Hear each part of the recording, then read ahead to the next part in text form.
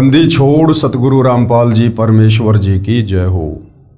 परम पिता परमात्मा सारी सृष्टि के रचनहार कुल मालिक असंख्य ब्रह्मांडों के स्वामी जगत गुरु तीनों लोकों में प्रवेश करके सबका धारण पोषण करने वाले राजाधीराज आत्माधार नाथों के नाथ देवों के देव महादेव सर्वेश्वर महेश्वर मृत्युंजय अजरो अमर आदि अनादि सनातनी प्रभु जगत पिता जगदीश्वर श्री श्री 1008 की उपाधि के वास्तविक अधिकारी अकाल मूर्त शब्द स्वरूपी राम वासुदेव सर्वगतंबरम परम पूज्य प्रथम पूज्य परम संत परम पुरुष परम धनी परम दयालु सत्य कबीर हक्का कबीर अल्लाहु कबीर अल्लाहु अकबर बाखबर अल्लाह ताला जगत के तारणहार जगत के मुक्तिदाता जगत के जगन्नाथ हारे के सहारे हिंदुओं के राम मुसलमानों के अल्लाह सिखों के वाहिगुरु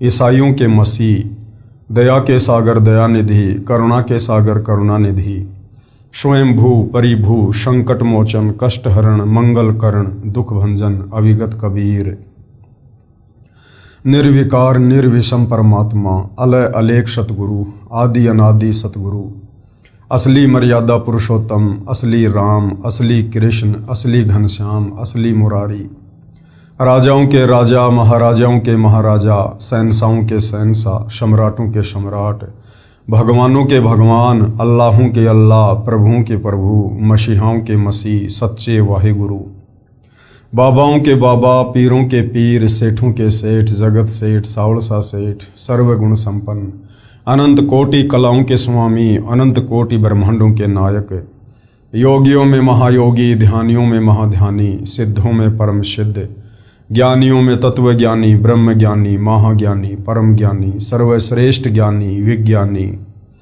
युवा कबीर समर्थ कबीर असमवात अमित ओजा सच्चे रहनुमा करीम अल्लाह सुभान अल्लाह दुनिया के अंतिम पैगंबर 8 सितंबर 1951 से गांव धनाना जिला सोनीपत हरियाणा भारतवर्ष की पावन भूमि पे प्रकट रियल कल की भगवान श्री नारायण साकार हरि श्री बाबा साहेब नूर अनंत परमात्मा सच्चे दरवेश सच्चे बाखबर संत श्रोमणी सतगुरु रामपाल जी परमेश्वर जी के चरण कमल में आप और हम सभी भाई बहनों का अनंत कोटि दंडवत प्रणाम। सत्साई भाई और बहनों, बहुत बड़ी दया बहुत बड़ी मेहर पूज्य गुरुदेव भगवान की परमेश्वर रामपाल जी की जिनके शुभ आशीर्वाद से विशेष आशीर्वाद से उन्हीं के सत्संगों के संग्रह के ऊपर बन चुकी पवित्र आध्यात्मिक पुस्तक कबीर बड़ा या कृष्ण के ऊपर वीडियो बनाने की श्रृंखला जारी है। इसी श्रृंखला में आज हमारा ये 28वें नंबर का वीडियो है। इस पवित्र पुस्तक कबीर बड़ा या कृष्ण के प्रत्येक वीडियो से हिंदू समाज से जुड़े श्रद्धालुओं को एक विशेष जानकारी अध्यात्म को लेकर भक्ति और भगवान को लेकर शास्त्र अनुकूल साधना को लेकर निरंतर प्राप्त हो रही है। वो तमाम जो जानकारियां हमारे नादान धर्म गुरु तत्व ज्ञान के अभाव से हमें उपलब्ध नहीं करवा पाए और हमें शास्त्र विरुद्ध साधना पर ही लगा कर रखा।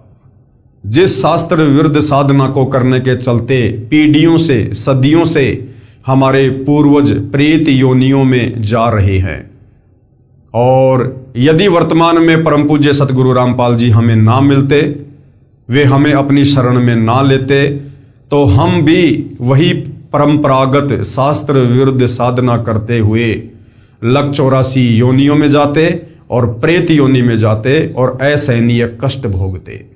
तो भाई और बहनों, ये पवित्र पुस्तक कबीर बड़ा या कृष्ण विशेषकर हिंदू समाज के लिए किसी वरदान से कम नहीं है, क्योंकि इस पवित्र पुस्तक में चारों वेद पवित्र गीता जी और पुराणों का ज्ञान मिश्रित है।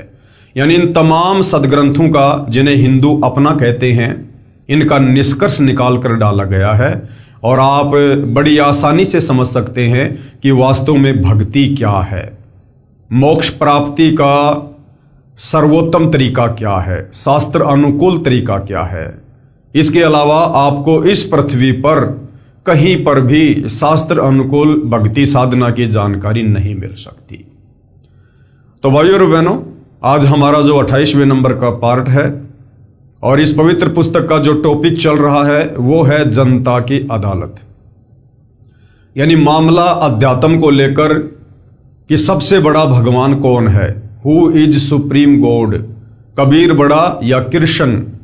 ये मुद्दा जनता की अदालत में चल रहा है और जनता की अदालत में जज जनता को बनाया गया है, क्योंकि वर्तमान में जनता शिक्षित है, पढ़ी लिखी है, अपनी आंखों से अपने ही धर्मशास्त्रों में छुपे वो सारे प्रमाण देखकर निर्णय कर सकती है।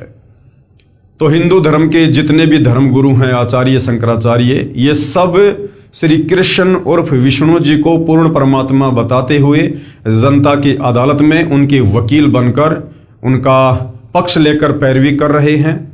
तो दूसरी तरफ कबीर जी के वकील के रूप में स्वयं ही कबीर जी, जो वर्तमान में सतगुरु रामपाल जी के रूप में धरती पर प्रकट हैं, पैरवी कर रहे हैं। और जनता की अदालत में बहुत कुछ क्लियर हो चुका है अध्यात्म को लेकर, भक्ति और भगवान को लेकर।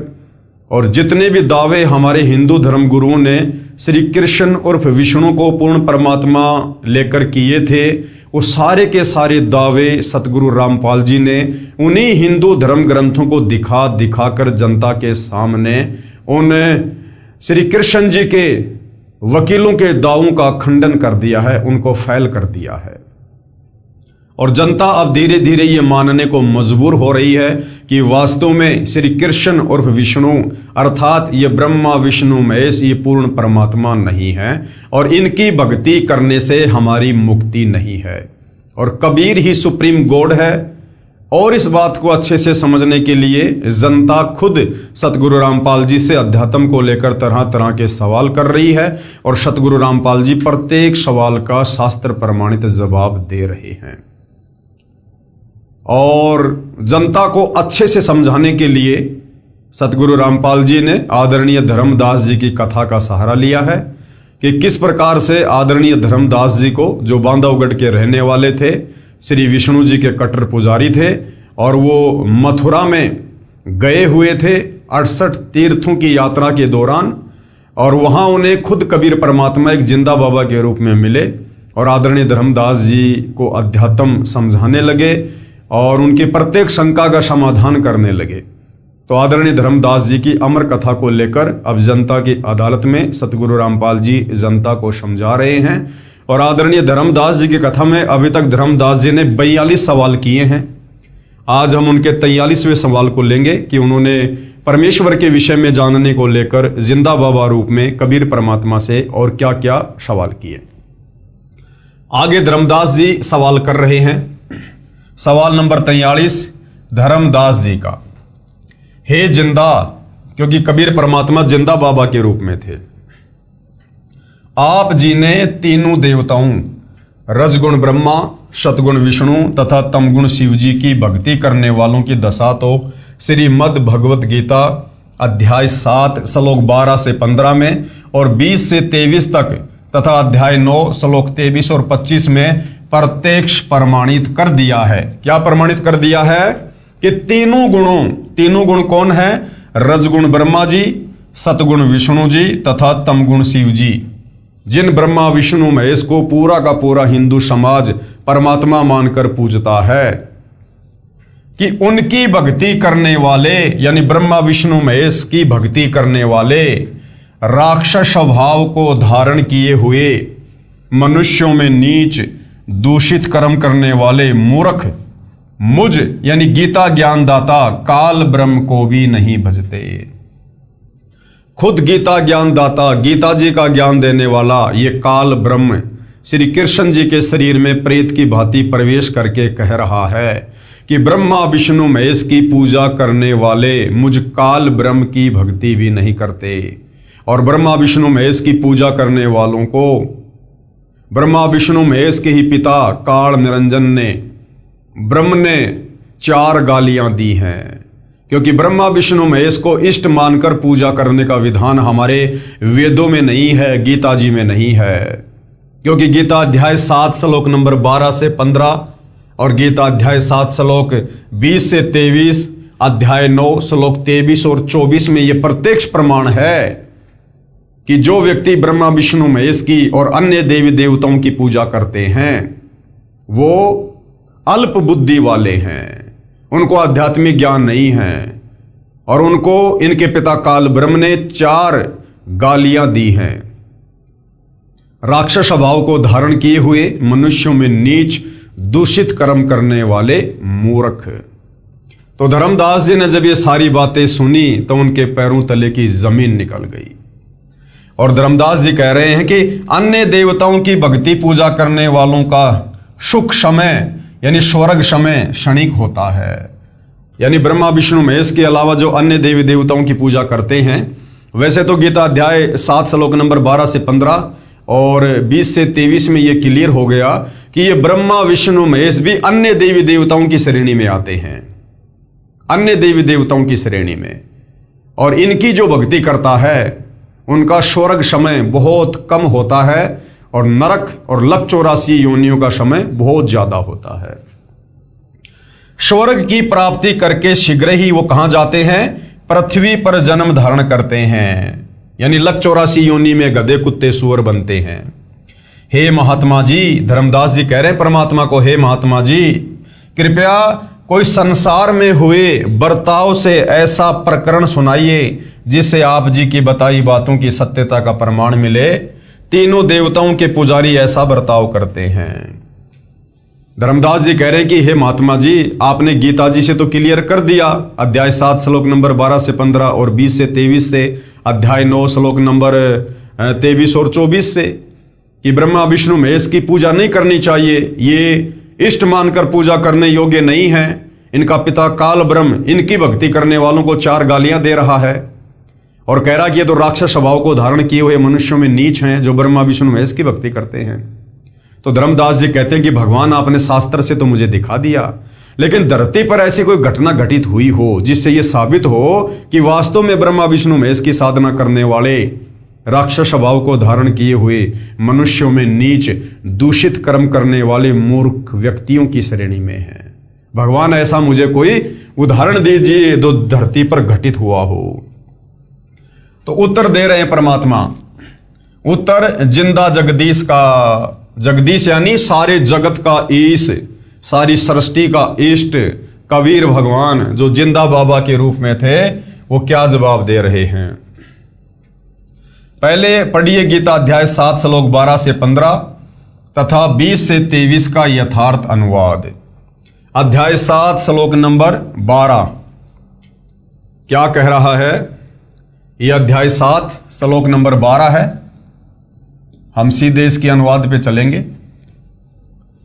अनुवाद, और भी जो सत्वगुण विष्णु से स्तुति भाव है और जो रजोगुण ब्रह्मा जी से उत्पत्ति तथा तमोगुण शिव से संहार है, उन सब को तू मेरे द्वारा सुनियोजित नियम अनुसार ही होने वाले हैं ऐसा जान, परंतु वास्तव में उनमें मैं और वे मुझ में नहीं है।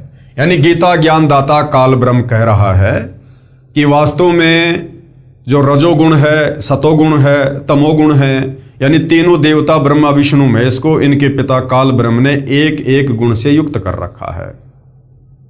तो वो कह रहा है कि ये सब कुछ मेरे से ही हुआ है, इसका मूल कारण, मुख्य कारण मैं हूं। क्योंकि हमें सृष्टि रचना से पता चलेगा कि इस काल ब्रह्म को प्रतिदिन 1 लाख मानव शरीरधारी आत्माओं के सूक्ष्म शरीर से निकली वासना खाने का श्राप लगा हुआ है, जिस कारण से इसने अपने तीनों पुत्रों ब्रह्मा विष्णु महेश को एक एक गुण से युक्त करके इस कार्य में लगाया हुआ है। तो यह कह रहा है कि यह ब्रह्मा विष्णु महेश के बस की बात नहीं है कि वो किसी से संतान उत्पत्ति करवा दें या किसी को मोह ममता में बांध के रखें।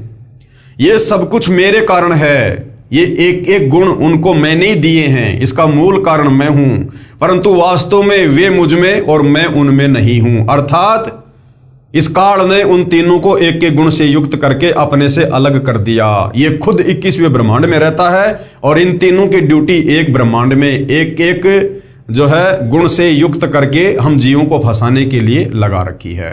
तो ये कह रहा है कि जो इन तमाम जीवों को इन तीनों गुणों के माध्यम से जो मैं बांध के रखता हूं, इसका मूल कारण मैं ही हूं, ये ब्रह्मा विष्णु महेश नहीं है, क्योंकि मैंने ही इनको एक एक गुण से युक्त किया है। लेकिन वास्तव में मैं इनमें और ये मुझ में नहीं है। यानी इनको तो मेरे बारे में पता भी नहीं है, मैं तो अलग रहता हूं। केवल हिंदी अनुवाद। और भी जो सत्वगुण विष्णु जी से स्थिति भाव हैं और जो रजोगुण ब्रह्मा जी से उत्पत्ति तथा तमगुण शिव से संहार है, उन सबको तू मेरे द्वारा सुनियोजित नियम अनुसार ही होने वाले हैं ऐसा जान, परंतु वास्तव में उनमें मैं और वे मुझ में नहीं हैं। फिर अध्याय 7 श्लोक नंबर 13 क्या कह रहा है? यह अध्याय 7 श्लोक नंबर 13 है। श्लोक आप जियों के सामने है। हम सीधा इसके हिंदी अनुवाद पे चलेंगे। केवल हिंदी। इन गुणों के कार्य रूप कौन से गुण? रजगुण ब्रह्मा, सतगुण विष्णु, तमोगुण शंकर। इन गुणों के कार्य रूप सात्विक श्री विष्णु जी के प्रभाव से, राजस श्री ब्रह्मा जी के प्रभाव से और तामस श्री शिव जी के प्रभाव से, तीनों प्रकार के भावों से ये सारा संसार यानी प्राणी समुदाय मुझ काल के ही जाल में मोहित हो रहा है, अर्थात फंस रहा है, इसलिए पूर्ण अविनाशी को नहीं जानता। परमेश्वर कबीर बंदी छोड़ जी की महिमा संत गरीबदास जी ने कही है तथा काल का जाल समझाया है। गरीब ब्रह्मा विष्णु महेश माया और धर्मराया कहिए, इन पांचों मिल परपंच बनाया वाणी हमरी लहिए। यानी मुख्य जो कारण है हम जीवों को 21 ब्रह्मांड में फंसाए रखने के लिए, वो ये काल और दुर्गा है, और साथ में ब्रह्मा विष्णु महेश जो इनके पुत्र हैं, इनको भी इन्होंने शामिल किया हुआ है एक एक गुण से युक्त करके। तो आदरणीय धर्मदास जी कह रहे हैं कि ये 5 ही शक्तियां हैं, काल, दुर्गा और ब्रह्मा विष्णु महेश, जो 3 लोक के जीवों को अपने जाल में फंसा के रखे हुए हैं। फिर अध्याय 7 श्लोक नंबर 14, यह अध्याय 7 श्लोक नंबर 14 आप जियों के सामने है। हम सीधा इसके हिंदी अनुवाद पर चलते हैं। अनुवाद केवल हिंदी। क्योंकि यह अलौकिक अर्थात अति अद्भुत त्रिगुणमयी मेरी माया बड़ी दुस्तर है। कौन सी? रजगुण ब्रह्मा, सतगुण विष्णु, तमोगुण शंकर से निकल रही माया।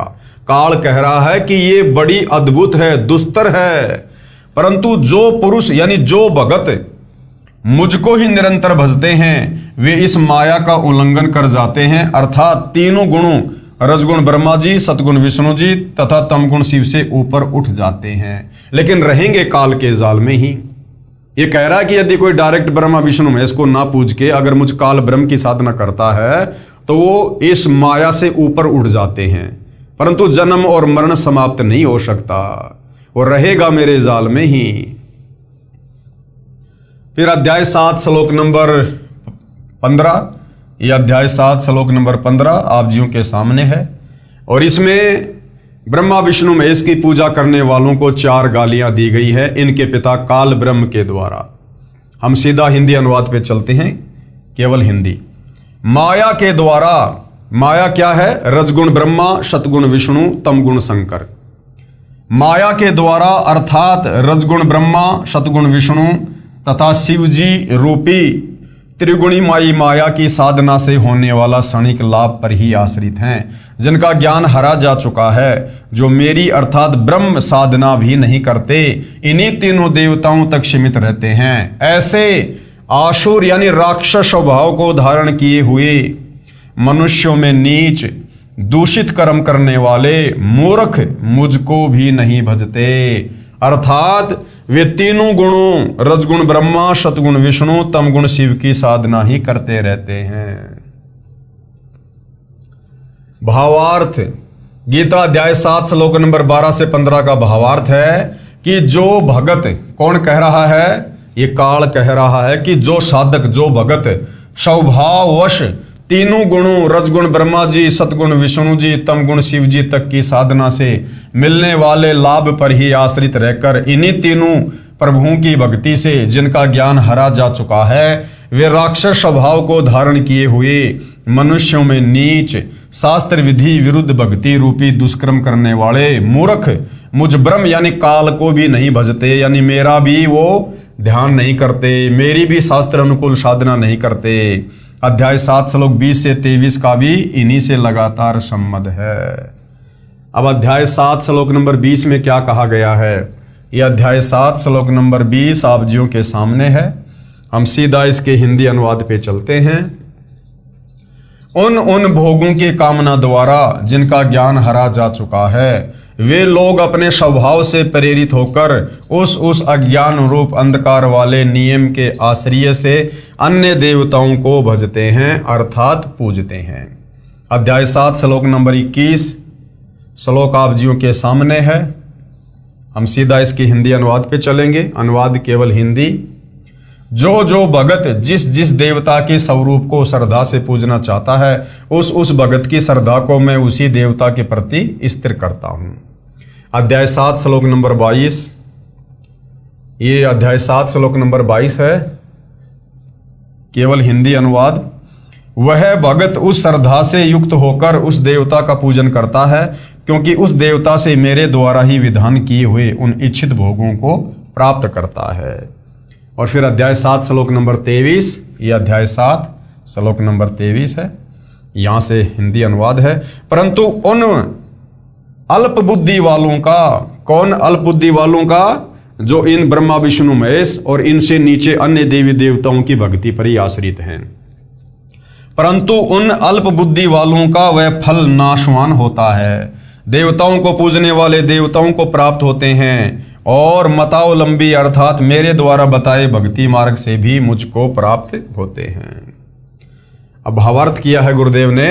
गीता अध्याय 7 श्लोक 20 से 23 तक का भावार्थ है कि जो गीता अध्याय 7 श्लोक 12 से 15 में कहा है कि तीनों गुण, रजगुण श्री ब्रह्मा जी, सतगुण श्री विष्णु जी और तम गुण श्री शिव जी रूपी माया द्वारा जिनका ज्ञान हरा जा चुका है, यानी जिनकी बुद्धि भ्रष्ट हो चुकी है, वो ब्रह्मा विष्णु महेश से ऊपर और किसी को पूजना पसंद नहीं करते। अर्थात जो तीनों देवताओं की साधना करते हैं, वे राक्षस स्वभाव को धारण किए हुए मनुष्यों में नीच दूषित कर्म करने वाले मूर्ख मुझ ब्रह्म की पूजा नहीं करते। इसी के संबंध में गीता अध्याय 7 श्लोक 20 से 23 में कहा है कि जिनका ज्ञान उपरोक्त तीनों देवताओं द्वारा हरा जा चुका है, वे अपने स्वभाववश उन्हीं देवताओं की पूजा मनोकामना पूर्ण करने के मकसद से करते हैं। अर्थात गीता ज्ञानदाता कह रहा है कि मेरे से अन्य देवताओं की पूजा करते हैं। जो भगत जिस देवता की पूजा करता है, उसकी श्रद्धा मैं ही उस देवता के प्रति दृढ़ करता हूं। काल कहता है यदि कोई मुझे ना पूजकर अन्य देवी देवताओं की पूजा करता है, तो वो भी मेरी ही प्रेरणा से उस देवता के प्रति लगा हुआ है, यानी मैं उसको अपने जाल में फंसा के रखता हूं। उस देवता के पुजारी को भी मेरे द्वारा उस देवता को दी गई शक्ति से ही प्राप्त होता है। परंतु उन मंद बुद्धि वालों अर्थात मूर्खों का वह फल नाशवान है। देवताओं के पूजने वाले देवताओं को प्राप्त होते हैं, मेरे भगत मुझे प्राप्त होते हैं। भावार्थ है कि जो ब्रह्मा विष्णु तथा शिव की पूजा या अन्य किसी देव की पूजा करते हैं, उन देवताओं की पूजा का फल नाशवान है, अर्थात वह पूजा व्यर्थ है, बेकार है। हिरण्यकशिपु के वध, रावण भस्मासुर का वध तथा हरिद्वार में तीनों देवताओं के पुजारियों का युद्ध का वर्णन इसी पुस्तक के पेज नंबर 189 पर है, जो हम पहले पढ़ चुके हैं। यानी ब्रह्मा विष्णु महेश की पूजा करने वालों को जो 4 गालियां दी गई, उन्हें अल्प बुद्धि वाला कहा गया है। क्यों कहा गया है? वो उदाहरण आप जी को भस्मासुर का, रावण का, हिरण्यकशिपु का, और एक समय हरिद्वार हर की पौड़ी पर जो कुंभ का मेला लगा था, और उसमें किस प्रकार से ये तीनों गुणों के उपासक आपस में प्रथम स्नान को लेकर 25,000 साधु आपस में कट करके मर गए थे, इसका उदाहरण हम पहले इसी पवित्र पुस्तक के पेज नंबर 189 पर पढ़ चुके हैं, आप जी देख सकते हैं। आगे फिर धर्मदास जी ने जिंदा रूप में कबीर परमात्मा जी से प्रश्न किया। प्रश्न नंबर 44 धर्मदास जी का, हे जिंदा, मैंने एक महामंडलेश्वर से प्रश्न किया था कि गीता अध्याय 18 श्लोक 62 में भगवान कृष्ण जी ने किस परमेश्वर की शरण में जाने के लिए कहा है। उस महामंडलेश्वर ने उत्तर दिया था कि भगवान श्री कृष्ण के अतिरिक्त कोई भगवान ही नहीं है। कृष्ण जी ही स्वयं पूर्ण परमात्मा है। वे अपनी ही शरण में आने के लिए कह रहे हैं, बस कहने का फेर है। हे जिंदा जी, कृपया मुझ अज्ञानी का भ्रम निवारण करो। तो कबीर परमेश्वर ने किस प्रकार से भ्रम निवारण किया? उत्तर, जिंदा बाबा परमेश्वर का है धर्मदास, ये माला डाल हुए हैं मुक्ता और सटदल उआ बाई बक्ता। ये जितने भी बड़े बड़े संत महात्मा मंडलेश्वर हैं, ये अपने गले में बड़ी बड़ी मोटी मोटी रुद्राक्ष की मालाएं डाल डाल के अपने आप को मोक्ष प्राप्त समझ रहे हैं, और इनके जो मन में आता है शास्त्रों का हवाला देकर ये उआबाई बकते हैं। आपके सभी मंडलेश्वर तथा शंकराचार्य अटपट करके भोली जनता को भ्रमित कर रहे हैं। कह रहे हैं कि गीता ज्ञान दाता गीता अध्याय 18 श्लोक 62 में अर्जुन को अपनी शरण में आने को कह रहा है। ये बिल्कुल गलत है, क्योंकि अर्जुन तो पहले से ही उसकी शरण में था। अर्जुन ने तो पहले ही श्री कृष्ण जी को अपना धार्मिक गुरु बना रखा था, वो तो पहले से ही उसकी शरण में था। फिर भला क्यों कहेगा कि मेरी शरण में आ जा? क्योंकि गीता अध्याय 2 श्लोक 7 में अर्जुन ने कहा कि हे कृष्ण, अब मेरी बुद्धि ठीक से काम नहीं कर रही है, मैं आपका शिष्य हूं, यानी मैं आपकी शरण में हूं, आपकी शरण में हूं। जो मेरे हित में हो वह ज्ञान मुझे दीजिए, क्योंकि जो जिससे उपदेश प्राप्त करता है वो उसकी शरण में होता है। तो अर्जुन ने तो पहले से ही श्री कृष्ण जी से उपदेश प्राप्त कर रखा था, अपना गुरु बना रखा था। तो अर्जुन तो पहले ही श्री कृष्ण जी की शरण में था। हे धर्मदास, अर्जुन तो पहले ही श्री कृष्ण जी की शरण में था। इसलिए गीता अध्याय 18 श्लोक 62 में गीता ज्ञानदाता ने, यानी इस काल ब्रह्म ने अपने से अन्य परम अक्षर ब्रह्म की शरण में जाने के लिए कहा है, उस कबीर परमात्मा की शरण में जाने के लिए कहा है। गीता अध्याय 4 श्लोक 3 में गीता ज्ञानदाता ने कहा है कि हे अर्जुन, तू मेरा भगत है, इसलिए ये गीता शास्त्र सुनाया है। गीता ज्ञानदाता ने, यानी इस काल ब्रह्म ने गीता अध्याय 12 में अपनी जानकारी दी है, तथा अध्याय 13 में अपने से अन्य पूर्ण परमात्मा का अन्य प्रमाण गीता अध्याय 13 श्लोक 11 से 28, 30, 31, 34 में भी है। श्रीमद् भगवद गीता अध्याय 13 श्लोक 1 में गीता ज्ञानदाता ने कहा है कि शरीर को क्षेत्र कहते हैं। जो इस क्षेत्र अर्थात शरीर को जानता है उसे क्षेत्रज कहा जाता है। गीता अध्याय 13 श्लोक 1 पेश है गीता अध्याय 13 श्लोक 1 की फोटोकॉपी। ये श्लोक भाई और बहनों आप जियों के समक्ष है। हे अर्जुन, यह शरीर क्षेत्र इस नाम से कहा जाता है, और इसको जो जानता है उसको क्षेत्रज इस नाम से उनके तत्व को जानने वाले ज्ञानी जन कहते हैं। गीता अध्याय 13 श्लोक 2 में गीता ज्ञानदाता ने कहा है कि मैं क्षेत्रज हूं। क्षेत्र तथा क्षेत्रज दोनों को जानना ही तत्व ज्ञान कहा जाता है, ऐसा मेरा मत है। गीता अध्याय 13 श्लोक 10 में कहा है कि मेरी भक्ति अव्यभिचारिणी होनी चाहिए। काल ब्रह्म क्या कह रहा है कि अर्जुन, मेरी भक्ति अव्यभिचारिणी होनी चाहिए, यानी अगर मुझ काल ब्रह्म की साधना कोई करता है तो उसमें अन्य देवी देवताओं को शामिल ना किया जाए, ब्रह्मा विष्णु महेश को भी ना पूजा जाए, केवल मुझ अकेले ब्रह्म की साधना करना ही अव्यभिचारिणी भक्ति कहलाएगी। गीता अध्याय 13 श्लोक 10 में कहा है कि मेरी भक्ति अव्यभिचारिणी होनी चाहिए। जैसे अन्य देवताओं की साधना तो गीता अध्याय 7 श्लोक 12 से 15 तथा 20 से 23 में, तथा अध्याय 9 श्लोक 23-24 में बेकार कही है, व्यर्थ कही है। केवल ब्रह्म की भक्ति करें, उसके विषय में यहां कहा है कि अन्य देवता में आसक्त ना हो। भावार्थ है कि भक्ति व मुक्ति के लिए ज्ञान समझो, वक्ता बनने के लिए नहीं। इसके अतिरिक्त वक्ता बनने के लिए ज्ञान सुनना अज्ञान है। पतिव्रता स्त्री की तरह केवल मुझ में आस्था रखकर भक्ति करो। कौन कह रहा है? काल ब्रह्म कह रहा है कि एक पतिव्रता स्त्री की तरह मुझ काल ब्रह्म में आस्था रख के मेरी साधना करो, तब मेरे ब्रह्म लोक को प्राप्त करोगे। तो भाई और बहनों, यदि काल की भक्ति भी पतिव्रता पद पे रहकर पूर्ण की जाती है तो सोचिए परम अक्षर ब्रह्म कबीर देव की भक्ति में फिर हम भला अन्य किसी और को शामिल कैसे कर सकते हैं। अन्य मनुष्यों में बैठकर बातें बनाने का स्वभाव नहीं होना चाहिए। एकांत स्थान में रहकर भक्ति करें। एकांत स्थान में रहने का मतलब है अन्य सारे सांसारिक चौचलों से दूर हटकर, अन्य देवी देवताओं की भक्ति से दूर हटकर और मुझ काल ब्रह्म की भक्ति करें, पतिव्रता पद पे रहकर। पेश है गीता अध्याय 13 श्लोक 2 की फोटोकॉपी। हे अर्जुन, सब क्षेत्रों में क्षेत्रज अर्थात जीवात्मा भी मुझे ही जान, और क्षेत्रज का अर्थात विकार सहित प्रकृति का और पुरुष का जो तत्व से जानता है वह ज्ञान, ऐसा मेरा मत है। गीता अध्याय 13 श्लोक 11 में गीता ज्ञानदाता ने कहा है कि अध्यात्म में यानी भक्ति मार्ग में रुचि रखकर तत्व ज्ञान के लिए सदग्रंथों को देखना तत्व ज्ञान है, वह ज्ञान है। तथा तत्व ज्ञान की अपेक्षा कथा कहानियां सुनना, शास्त्र विधि विरुद्ध भक्ति करना, यह सब अज्ञान है।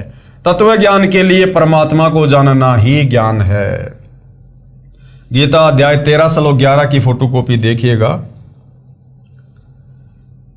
अध्यात्म ज्ञान में नित्य स्थिति और तत्व ज्ञान के अर्थ रूप परमात्मा को ही देखना, ये सब ज्ञान है, और जो इसके विपरीत वह अज्ञान है, ऐसा कहा है। गीता अध्याय 13 श्लोक 12 में गीता ज्ञानदाता ने अपने से परम ब्रह्म यानी श्रेष्ठ परमात्मा का ज्ञान कराया है। कहा है कि जो परमात्मा जानने योग्य है, जिसको जानकर अमृतम अश्नुते अर्थात अमृतत्व प्राप्त होता है, अर्थात पूर्ण मोक्ष का अमृत जैसा आनंद भोगने को मिलता है, उसको भली भांति कहूंगा। वह दूसरा परमात्मा यानी अपने से अन्य उस श्रेष्ठ परमात्मा के बारे में कह रहा है गीता ज्ञानदाता। वह दूसरा परमात्मा यानी परम अक्षर ब्रह्म न तो सत कहा जाता है और न ही असत। अर्थात गीता ज्ञानदाता ने अध्याय 4 श्लोक 32 व 34 में कहा है कि जो तत्व ज्ञान है उसमें परमात्मा का पूर्ण ज्ञान है। वह तत्व ज्ञान परमात्मा अपने मुख कमल से स्वयं उच्चारण करके बोलता है। उस तत्व ज्ञान को तत्वदर्शी संत जानते हैं। उस तत्व ज्ञान को कौन जानते हैं? उस तत्व ज्ञान को तत्वदर्शी संत जानते हैं। और वर्तमान में इस पृथ्वी पर वह एकमात्र तत्वदर्शी संत सतगुरु रामपाल जी हैं। उनको दंडोत प्रणाम करने से, नम्रता पूर्वक प्रश्न करने से वे परमात्म तत्व को भली भांति जानने वाले तत्वदर्शी संत तुझे तत्व ज्ञान का उपदेश करेंगे। इससे सिद्ध हुआ कि गीता ज्ञानदाता को परमात्मा का पूर्ण ज्ञान नहीं है। अगर गीता ज्ञानदाता को हिंदू समाज जिसे अपना भगवान कहता है, परमात्मा कहता है, अगर उसको वास्तव में पूर्ण ज्ञान होता, तत्व ज्ञान होता, तो वो किसी तत्वदर्शी संत की शरण में जाकर तत्व ज्ञान समझने की सलाह अर्जुन को नहीं देता। तो इससे ये क्लियर हो गया कि हिंदू समाज जिस गीता ज्ञानदाता को अपना भगवान मानता है, वो चाहे श्री कृष्ण जी को माने, चाहे विष्णु जी को माने, चाहे काल ब्रह्म को माने, उसे कंप्लीट आध्यात्मिक ज्ञान नहीं है। और जिस भगवान को कंप्लीट भक्ति का ही ज्ञान नहीं है, फिर भला उसकी भक्ति करके, उसको इष्ट मानकर पूजा करके भगत का पूर्ण मोक्ष कैसे हो सकता है?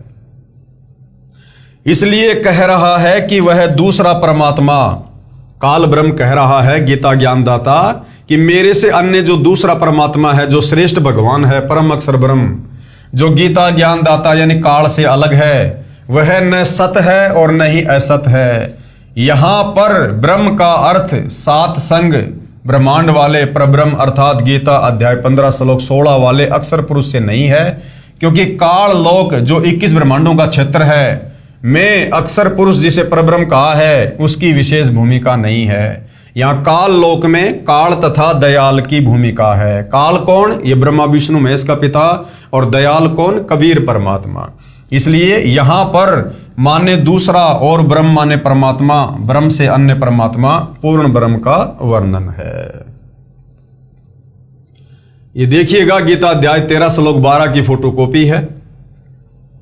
जो जानने योग्य है, यानी जिस परमात्मा को जानना चाहिए मोक्ष के लिए, तथा जिसको जानकर मनुष्य परमानंद को प्राप्त होता है यानी पूर्ण मोक्ष को प्राप्त होता है, उसको भली भांति कहूंगा। वह अनादि वाला यानी सबसे पहले वाला परम ब्रह्म न सत ही कहा जाता है न असत, क्योंकि इसको कंप्लीट ज्ञान नहीं है। गीता अध्याय 13 श्लोक 12 में गीता ज्ञानदाता कह रहा है कि जो मेरे से दूसरा ब्रह्म अर्थात प्रभु है यानी पूर्ण ब्रह्म है, कबीर देव है, वह अनादि वाला है। अनादि का अर्थ है जिसका कभी आदि अर्थात शुरुआत ना हो, कभी जन्म न हुआ हो। गीता ज्ञानदाता क्षर पुरुष है, इसे ब्रह्म तथा काल ब्रह्म भी कहा जाता है। ये नाशवान है, जन्मता और मरता है। इसने गीता अध्याय 2 श्लोक 12, गीता अध्याय 4 श्लोक 5 व 9, गीता अध्याय 10 श्लोक 2 में स्वयं स्वीकार किया है कि हे अर्जुन, तेरे और मेरे बहुत जन्म हो चुके हैं, तू नहीं जानता है, मैं जानता हूं। इससे सिद्ध हुआ कि गीता ज्ञानदाता यानी हिंदू जिसे अपना भगवान कहते हैं, अनादि वाला ब्रह्म अर्थात भगवान नहीं है। इससे यह सिद्ध हुआ कि गीता ज्ञानदाता ने अध्याय 13 के श्लोक 12 में अपने से अन्य अविनाशी परमात्मा की महिमा कही है। अध्याय 13 श्लोक 12। गीता ज्ञानदाता ब्रह्म है, ब्रह्म यानी एक काल ब्रह्म है, ब्रह्मा विष्णु महेश का पिता है। यह 1000 यानी सहस्त्र हाथ पैर वाला है। इसका सहस्त्र कमल है अर्थात 1000 पंखड़ियों वाला कमल है। गीता अध्याय 11 श्लोक 46 में अर्जुन ने कहा कि हे सहस्त्राबाहु यानी हे 1000 हाथों वाले, आप चतुर्भुज रूप में आइए। इससे सिद्ध हुआ कि गीता ज्ञानदाता केवल 1000 भुजाओं वाला है, अन्यथा ब्रह्मा विष्णु महेश तो केवल 4 भुजा से अधिक भुजा नहीं बना सकते। तो फिर महाभारत युद्ध के दौरान अर्जुन को जो विराट रूप दिखाया गया था वो कौन था, जिसमें अर्जुन कह रहा है हे सहस्त्राबाहु यानी हे 1000 हाथों वाले। तो श्री कृष्ण जी में प्रवेश करके ये 1000 भुजा वाला भगवान, ये काल ब्रह्म अपना ज्ञान दे रहा था, अपना विराट रूप दिखा रहा था। इसलिए गीता अध्याय 13 श्लोक 13 में गीता ज्ञानदाता ने अपने से अन्य सब और हाथ पैर वाले, सब और नेत्र सिर और मुख वाले और सब और कान वाले परमात्मा की महिमा कही है। कहा है कि वह परमात्मा संसार में सबको व्याप्त करके अर्थात अपनी शक्ति से सब रोके हुए स्वयं सतलोक शाश्वत स्थानम तिष्ठति में बैठा है। स्पष्ट हुआ कि गीता ज्ञानदाता से अन्य समर्थ परमात्मा है, वही सब संसार का संचालन पालन करता है। गीता अध्याय 13 श्लोक 13 में गीता अध्याय 13 श्लोक 13 की फोटोकॉपी। वह सब और हाथ पैर वाला, सब और नेत्र सिर और मुख वाला तथा सब और कान वाला है, यानी पूर्ण परमात्मा की महिमा कर रहा है ये काल ब्रह्म, क्योंकि वह संसार में सबको व्याप्त करके स्थित है, क्योंकि वो सारे ब्रह्मांडों की रचना करके और उसके बाद अपने सतलोक में सिंहासन पर बैठा है। गीता अध्याय 13 श्लोक 14 श्लोक में भी स्पष्ट है कि गीता ज्ञानदाता ने अपने से अन्य परमात्मा का ज्ञान कराया है और कहा है संपूर्ण इंद्रियों के विषयों को जानने वाला अर्थात अंतर्यामी है, सब इंद्रियों से रहित है अर्थात परमात्मा की इंद्रियां हम मानव तथा अन्य प्राणियों जैसी विकारग्रस्त नहीं है। वह परमात्मा आसक्ति रहित है, यानी उसको किसी का मोह नहीं है। वह इस काल लोक 21 ब्रह्मांडों की किसी वस्तु या पदार्थ में आसक्ति नहीं रखता, क्योंकि उस परमेश्वर का सतलोक इस काल के क्षेत्र से असंख्य गुना उत्तम है, इसलिए वह परमात्मा आसक्ति रहित कहा है। वही सबका धारण पोषण करने वाला है। यही प्रमाण गीता अध्याय 15 श्लोक 17 में भी है। कहा है कि पुरुषोत्तम तो श्लोक 16 में बताए क्षर पुरुष तथा अक्षर पुरुष से अन्य ही है। जो परमात्मा कहा जाता है, जो तीनों लोकों में प्रवेश करके सबका धारण पोषण करता है, वास्तव में अविनाशी परमेश्वर है। वह परमात्मा निर्गुण है, परंतु सगुण होकर ही अपना महत्व दिखाता है, यानी संत रूप में, तत्वदर्शी संत के रूप में धरती पर प्रकट होकर अपना ज्ञान देता है। उदाहरण के लिए जैसे आम का पेड़ आम के बीज यानी गुठली में निर्गुण अवस्था में होता है, उस बीज को जब बीजा जाता है तब वह पौधा फिर पेड़ रूप में सगुण होकर अपना महत्व प्रकट करता है। अर्थात पूर्ण परमात्मा कबीर साहिब सतलोक में निर्गुण रूप में सिंहासन पर विराजमान है, और जब उसे हम प्राणियों को विशेष लाभ देना होता है, हमारे भाग्य में लिखे संकटों का मर्दन करना होता है, तो वो तत्वदर्शी संत के रूप में धरती पर प्रकट होता है। और जब हम उनकी शरण में आ जाते हैं, उनकी मर्यादा में रहकर भक्ति करते हैं, तो सगुण रूप में प्रकट वह परमात्मा हमें भाग्य से अधिक लाभ देता है। परंतु परमात्मा शतलोक में सगुण रूप में बैठा है। परमात्मा ने अपनी वचन शक्ति से सर्व सृष्टि रचकर विधान बनाकर छोड़ दिया। उस परमात्मा के विधान अनुसार सब प्राणी तथा नक्षत्र बनते बिगड़ते रहते हैं, जीव कर्मा अनुसार जन्मते मरते हैं। परमात्मा को कोई टेंशन नहीं, परंतु जब परमात्मा पृथ्वी पर प्रकट होता है उस समय सर्व गुणों को भोगता है। जैसे आम के वृक्ष को तो निर्गुण से सद्गुण होने में बहुत समय लगता है, परंतु परमात्मा के लिए समय सीमा नहीं है। वे तो क्षण में निर्गुण, अगले क्षण में सद्गुण हो सकते हैं। जैसे क्षण में सतलोक चले जाते हैं तो हमारे लिए निर्गुण हो जाते हैं, हम उनके गुणों का लाभ प्राप्त नहीं कर सकते, और क्षण में पृथ्वी पर प्रकट हो जाते हैं तो वे सगुण हो जाते हैं, हमारे को आशीर्वाद देकर अपने गुणों का लाभ देते हैं। इस प्रकार निर्गुण सरगुण कहा है। इससे भी सिद्ध हुआ कि गीता ज्ञानदाता से अन्य कोई सबका धारण पोषण करने वाला परमात्मा है। पेश है गीता अध्याय 13 श्लोक 14 की फोटोकॉपी। संपूर्ण इंद्रियों के विषयों को जानने वाला है, परंतु वास्तव में सब इंद्रियों से रहित है, तथा आसक्ति रहित होने पर भी सबका धारण पोषण करने वाला और निर्गुण होने पर भी गुणों को भोगने वाला है। गीता अध्याय 13 श्लोक 15 और 16 में भी यही प्रमाण है कि गीता ज्ञानदाता ने यानी काल ब्रह्म ने कहा है कि जैसे सूर्य दूर स्थान पर स्थित होते हुए भी यहाँ पृथ्वी पर अपना प्रभाव बनाए हैं, उसी प्रकार परमात्मा शतलोक में स्थित होकर भी सर्व ब्रह्मांडों पर अपनी शक्ति का प्रभाव बनाए हुए हैं। सर्व चर अचर भूतों यानी प्राणियों तथा तत्वों के बाहर भीतर है। इसी प्रकार सूक्ष्म होने से हम उसको चरम दृष्टि से देख नहीं पाते, इसलिए अविज्ञ अर्थात हमारे ज्ञान से परे है, तथा वही परमात्मा हमारे समीप में तथा दूर भी वही स्थित है। परमात्मा तो दूर शतलोक यानी शाश्वत स्थान में है, उसकी शक्ति का प्रभाव प्रत्येक के साथ है। गीता अध्याय 13 श्लोक 15। पेश है गीता अध्याय 13 श्लोक नंबर 15 की फोटोकॉपी। चराचर सब भूतों यानी प्राणियों के बाहर भीतर परिपूर्ण है, और चर अचर रूप भी वही है, और वह सूक्ष्म होने से अविज्ञ है तथा अति समीप में और दूर में भी स्थित वही है। जैसे सूर्य दूर स्थित है, परंतु पृथ्वी के ऊपर प्रत्येक प्राणी को अपने साथ दिखाई देता है। जैसे एक स्थान पर कई घड़े जल के भरे रखे हैं तो सूर्य प्रत्येक में दिखाई देता है, टुकड़ों में नहीं दिखाई देता। इसी प्रकार परमात्मा प्रत्येक प्राणी को देखता है तथा साधक को दिव्य दृष्टि से दिखाई देता है। परमात्मा सूर्य के समान स्वयं प्रकाशित तथा ऐसे ही एक स्थान पर स्थित है। गीता अध्याय 8 श्लोक 3, 8, 10 में भी यही प्रमाण है। वह परमात्मा जानने योग्य है, यानी उस परमात्मा की भक्ति करनी चाहिए। भावार्थ है कि गीता ज्ञानदाता ने कहा है कि मेरे से अन्य परमात्मा का ज्ञान होना चाहिए। अगर पूर्ण मोक्ष चाहिए तो वह जानने योग्य है। वही परमात्मा अपने विधान अनुसार सबका धारण पोषण उत्पत्ति तथा मृत्यु करता है। वास्तव में ब्रह्म सबका उत्पत्ति करता वही है, यानी रियल में यदि कोई ब्रह्म है तो वो कबीर भगवान है। वास्तव में विष्णु यानी सबका धारण पोषण करने वाला वही है। वास्तव में शंकर यानी संहार करने वाला वही है।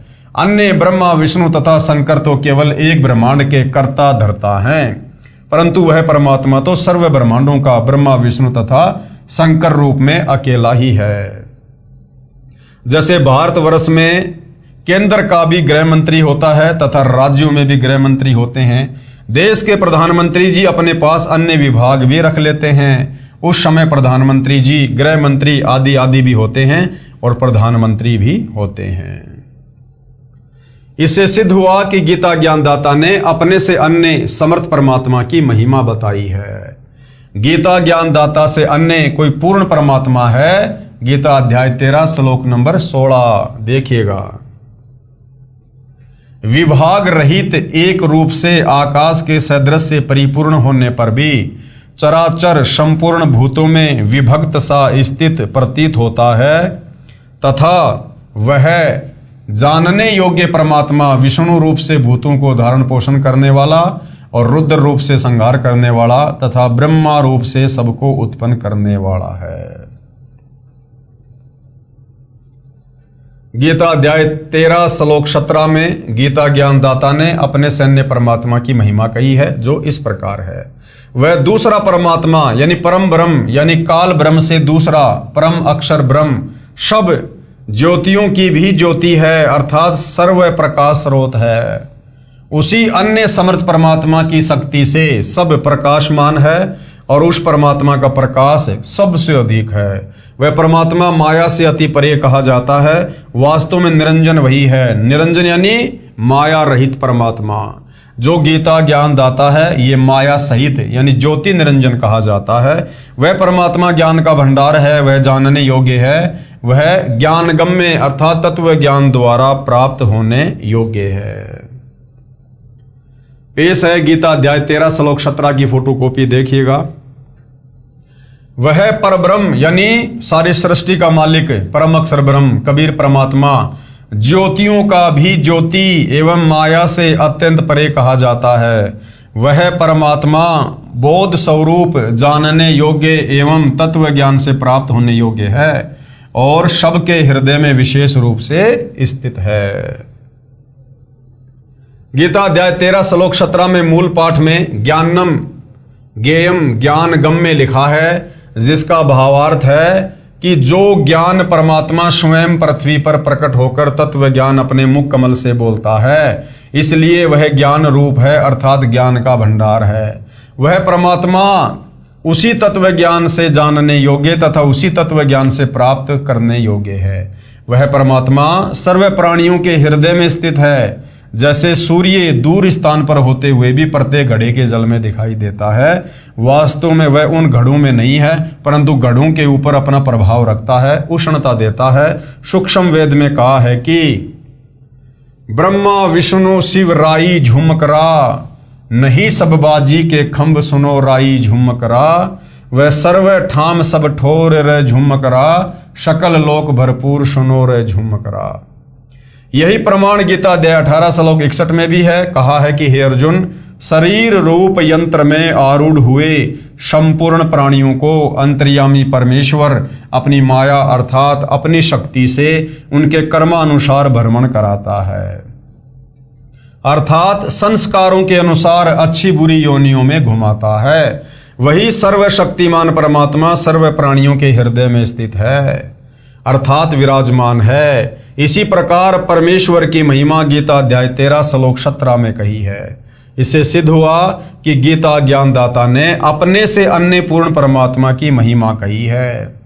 यानी हिंदू समाज जो श्री कृष्ण उर्फ विष्णु के ऊपर ही ये सोचकर आसक्त है कि गीता जी का ज्ञान श्री कृष्ण उर्फ विष्णु जी ने कहा है, तो सतगुरु रामपाल जी समझा रहे हैं कि वैसे तो गीता जी का ज्ञान श्री कृष्ण जी में प्रवेश करके उनके पिता काल ब्रह्म ने बोला है, परंतु फिर भी आपको ये समझाना चाहते हैं कि तुम्हारा गीता ज्ञानदाता भगवान खुद गीता जी में अनेक जगह पर अपने से अन्य किसी और सर्वश्रेष्ठ परमात्मा की महिमा कर रहा है, अर्थात गीता ज्ञानदाता सुप्रीम गॉड नहीं है, इससे अन्य सर्वश्रेष्ठ परमात्मा परम अक्षर ब्रह्म है, सत्य पुरुष कबीर साहिब है। गीता अध्याय 13 श्लोक 17। गीता अध्याय 13 श्लोक 18 में गीता ज्ञानदाता ने कहा है कि इस प्रकार क्षेत्र अर्थात शरीर तत्व ज्ञान और ज्ञेयम अर्थात जानने योग्य परमात्मा की महिमा मैंने संक्षेप में कही है। मेरा भगत पहले मुझे ही सर्वेश्वर जानकर मुझ पर आश्रित था, वह इस तत्व ज्ञान के आधार से मेरे भाव अर्थात मेरी भक्ति से परिचित होकर तथा उस समर्थ की शक्ति से परिचित होकर उसके उपरांत भक्ति करके उसी भाव को प्राप्त होता है। यानी गीता ज्ञानदाता काल ब्रह्म कहता है कि मेरा भगत जो ओम नाम की साधना करता है वो पहले तत्व ज्ञान के अभाव में मेरे को ही सब कुछ मानकर आसक्त था, लेकिन जब उसे तत्वदर्शी संत मिल जाता है, उसको तत्व ज्ञान हो जाता है, फिर वो मेरे से आस्था हटाकर और तत्वदर्शी संत के कहे अनुसार परम अक्षर ब्रह्म की, मेरे से अन्य सर्वश्रेष्ठ परम ब्रह्म की भक्ति करता है, तो फिर उसी के लोक में चला जाता है, 21 ब्रह्मांड से मुक्त हो जाता है। गीता अध्याय 13 श्लोक नंबर 18 का भावार्थ है। श्लोक आप जीवों के सामने है। इस प्रकार क्षेत्र तथा ज्ञान और जानने योग्य परमात्मा स्वरूप संक्षेप से कहा गया। मेरा भगत इसको तत्व से जानकर मेरे स्वरूप को प्राप्त होता है। इसी प्रकार गीता अध्याय 13 श्लोक 19 में गीता ज्ञानदाता ने अपने से अन्य पुरुष अर्थात परमात्मा की महिमा कही है। कहा है कि प्रकृति और पुरुष दोनों ही अनादि हैं। यहां पर प्रकृति से तात्पर्य सतलोक की प्रकृति से है, जिसको पराशक्ति परानंदनी महान प्रकृति कहा जाता है, और पुरुष का अर्थ पूर्ण परमात्मा है। ये दोनों अनादि हैं। इस प्रकृति का भावार्थ दुर्गा स्त्री रूप की तरह स्त्री रूप प्रकृति से नहीं है। जैसे सूर्य है तो उसकी प्रकृति उष्णता भी साथ ही है। इसी प्रकार सत्य पुरुष तथा उसकी प्रकृति अर्थात शक्ति दोनों अनादि हैं। इस प्रकार विकार तथा तीनों गुण जिससे उत्पन्न हुए हैं वह अन्य प्रकृति है। यानी गीता अध्याय 3 श्लोक नंबर 14 और 15 में जो प्रकृति है वो प्रकृति तो ये दुर्गा है जो काल की पत्नी है, और यहां जो प्रकृति है वो परमेश्वर की शक्ति है, उनकी पावर है, उससे उत्पन्न हुए हैं ऐसा जान। गीता अध्याय 7 श्लोक 4 और 5 में दो प्रकृति कही हैं, एक जड़ और दूसरी चेतन दुर्गा देवी। यहां पर दूसरी प्रकृति दुर्गा कही है, गीता अध्याय 13 श्लोक 19। ये देखिएगा, प्रकृति और पुरुष इन दोनों को ही तू अनादि जान, यानी परमात्मा और उसकी शक्ति को ही तू अनादि जान, और राग द्वेष आदि विकारों को तथा त्रिगुणात्मक संपूर्ण पदार्थों को भी प्रकृति से ही उत्पन्न जान। गीता अध्याय 13 श्लोक 20 में भी अन्य पुरुष यानी परमात्मा का वर्णन है। गीता प्रेस गोरखपुर से प्रकाशित गीता के इस श्लोक के अनुवाद में पुरुष का अर्थ जीवात्मा किया, जो गलत है। वास्तव में यहां पुरुष का अर्थ परमात्मा है, क्योंकि तत्व ज्ञान के अभाव में गीता अनुवाद करने वालों ने बहुत सारी जगह अर्थों का अनर्थ किया हुआ है। तो कहने का मतलब भाई और बहनों, गीता ज्ञानदाता काल ब्रह्म ने गीता जी में अपने से अन्य किसी और परमात्मा के विषय में ढेरों बार जिक्र किया है। अर्थात हिंदू समाज को परमात्मा यह समझाना चाहते हैं कि श्री कृष्ण अर्थात विष्णु ये कंप्लीट गॉड नहीं है, ये पूर्ण परमात्मा नहीं है, इसकी भक्ति से मुक्ति नहीं हो सकती, क्योंकि ये खुद अपने से अन्य किसी और परमात्मा का जिक्र कर रहा है और अर्जुन को उसकी शरण में जाने की सलाह दे रहा है। पेश है गीता अध्याय 13 श्लोक 20 की फोटोकॉपी।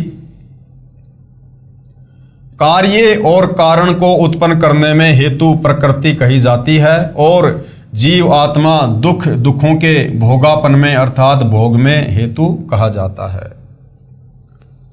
पढ़े अनुवाद गीता अध्याय 13 श्लोक 20 का। अध्याय 13 श्लोक 20 यह अध्याय 13 श्लोक 20 है।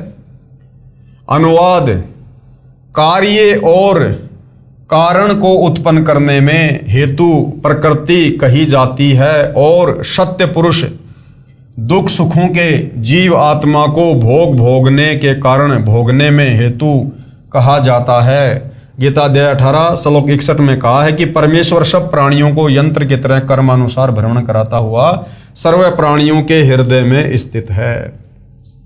गीता अध्याय 15 श्लोक 17 में कहा है कि पूर्ण परमात्मा तो गीता ज्ञानदाता से अन्य है, वही अविनाशी परमात्मा तीनों लोकों में प्रवेश करके सबका धारण पोषण करता है। गीता अध्याय 13 श्लोक 21 में भी अन्य पुरुष यानी पूर्ण परमात्मा का वर्णन है। इसके अनुवाद में गीता प्रेस गोरखपुर से प्रकाशित में पुरुष का अर्थ पुरुष ही किया है, यह ठीक है। पुरुष का अर्थ परमात्मा होता है। प्रकरणवश पुरुष का अर्थ मनुष्य भी किया जाता है, क्योंकि परमात्मा ने मनुष्यों को अपने स्वरूप के अनुसार ही बनाया है।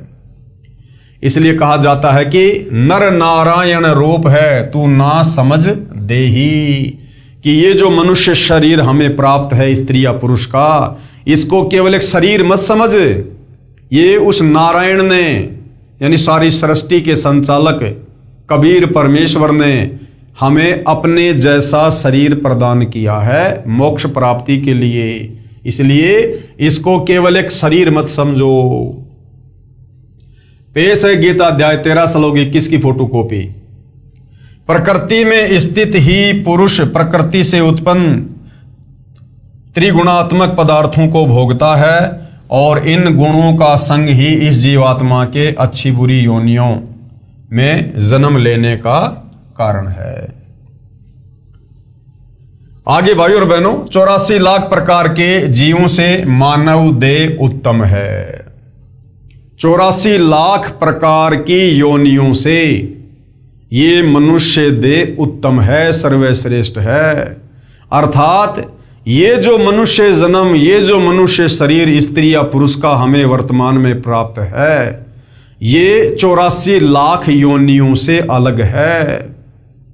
अगर ये शरीर भी 84 लाख योनियों में होता तो हम कभी भी परमात्मा प्राप्ति नहीं कर सकते थे, क्योंकि 84 लाख योनियों में जितने भी शरीर हैं, पशु पक्षी हैं, जितने भी जीव जंतु हैं, ये सब अपने कर्मों का भोग भोग रहे होते हैं। और ये जो मनुष्य योनि है ये कर्म योनि कही जाती है, यानी इसी मनुष्य शरीर में हम परमात्मा को समझ सकते हैं, पहचान सकते हैं और भक्ति करके आत्मा का कल्याण करवा सकते हैं। तो भाई और बहनों, इसीलिए कहा जाता है कि मानव जन्म दुर्लभ है, ये मिले ना बारंबार, जैसे पेड़ से पत्ता टूट गिरे वो बहुर न लगता डार। और मानव जन्म पाए के जो नहीं रटे हरि नाम, यानी जो भक्ति नहीं करता मनुष्य जन्म प्राप्त करके, भाई जैसे कुआं जल बिना फिर बनवाया क्या काम। अगर इस मनुष्य शरीर को प्राप्त करके यदि हमने भक्ति करके मोक्ष प्राप्त नहीं किया तो क्या फायदा ये मनुष्य जन्म प्राप्त करने का। फिर वो परमात्मा हमसे और अधिक रुष्ट हो जाता है, नाराज हो जाता है कि नालायक, लग 84 योनियां भोगने के बाद मैंने तुझे अपने जैसा एक पवित्र शरीर दिया, ताकि इस शरीर को प्राप्त करके, विशेष बुद्धि प्राप्त करके तू मुझे जान सके, पहचान सके, तू मेरी भक्ति कर सके और वापस मेरे लोक शतलोक में आ सके। और मनुष्य जन्म प्राप्त करके भी यदि तू उन्हीं पशु कर्मों में लगा रहा, परमात्मा के शास्त्र अनुकूल साधना तत्वदर्शी संत को गुरु धारण करके नहीं की, तो ये तेरा मनुष्य जन्म बर्बाद हो जाएगा, व्यर्थ हो जाएगा। और परमेश्वर हमें पुनः नाराज होकर लग 84 योनियों में डाल देता है। तो भाई और बहनों, इस मनुष्य जन्म के वास्तविक मकसद को आप तभी अच्छे से समझ पाओगे जब आप परम पूज्य सतगुरु रामपाल जी के सत्संग सुनना शुरू करोगे, उनके द्वारा लिखित पवित्र पुस्तकों का अध्ययन करोगे, तभी आप अपने मूल उद्देश्य को जानकर भक्ति कर सकते हो। अन्यथा इस काल के षड्यंत्र में, इस भौतिक चक्काचौंध में हम इसी प्रकार से उलझे रहेंगे और ये काल हमें उलझा कर ही रखना चाहता है। तो भाई और बहनों, इस विषय के ऊपर हम आगे चर्चा करेंगे। तो आज के इस वीडियो में केवल इतना ही। परमेश्वर हम सबको आज्ञा दें, आशीर्वाद दें, सद्बुद्धि दें, हमारा मार्गदर्शन करें। बंदी छोड़ सतगुरु रामपाल जी परमेश्वर जी की जय हो।